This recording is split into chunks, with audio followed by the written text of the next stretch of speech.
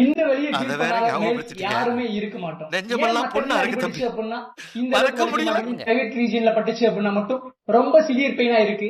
வாங்க பாப்போம். சின்னதா ஒரு அடிபடுது அப்படின்னா வந்து அங்க உள்ள நர்வ்ஸ் தான் வந்து இந்த இம்பல்ஸை வந்து நம்ம பிரெயினுக்கு கொண்டு போகும். அதுக்கப்புறம் தான் நம்ம ரியாக்ட் ஆகும். சோ அழுகணும் இல்ல கோவப்படணும் அப்படின்ற மாதிரி.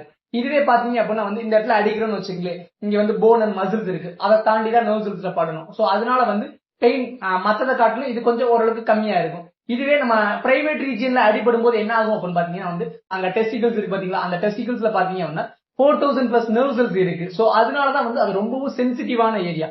சின்னதா அடிபடிச்சுனா கூட பெயின் தாங்க முடியாத அளவுக்கு இருக்கும். ஒரு சிலர் வலி தாங்க முடியாம மயக்கம் போட்டு கூட விழுந்துருவாங்க. டெஸ்டிகல்ஸ் 2 டெஸ்டிகல்ஸ்லயும் வந்து ரொம்ப பெரிய அடிபட்டுச்சு அப்படின்னா வந்து அது ஃபெர்டிலிட்டியை கூட அஃபெக்ட் பண்றதுக்கான வாய்ப்புகள் இருக்கு. என்ன மாதிரியான ஃபர்ஸ்ட் எய்ட் எல்லாம் கொடுக்கலாம்னு பாத்தீங்கன்னா வந்து கோல்டு கம்ப்ரஸ், அது வந்து ஐஸ் கியூப் இருக்கு பாத்தீங்களா, சோ அதை வந்து டைரக்டா நம்ம கொடுக்க கூடாது. இதே வந்து ஒரு கிளாத் இருந்துச்சு அப்படின்னா அதுல மடிச்சு நம்ம ஒத்தட மாதிரி கொடுக்கலாம். அது போக சப்போர்ட்டிவான இன்னோவியர்ஸ் இப்ப நம்ம யூஸ் பண்றோம் அப்படின்னா அத்லெட்டிக் இன்னோவியர்ஸ் இருக்குல்ல, சோ அந்த மாதிரியான இன்னோவியர்ஸ் யூஸ் பண்ணலாம். அதுக்கப்புறம் பாத்தீங்கன்னா வந்து ரொம்ப ஹார்ட் ஒர்க் ஜம்ப் பண்ற சம்திங் இந்த மாதிரியான ஒர்க் எல்லாம் எதுவும் பார்க்க கூடாது. கம்ப்ளீட் ரெஸ்ட் எடுக்கணும். இந்த பெயினை எக்ஸ்பீரியன்ஸ் பண்ணிருப்பாங்கல்ல அவங்க ஃப்ரெண்ட், அவங்க மறக்காம டேக் பண்ணி விட்டுருங்க.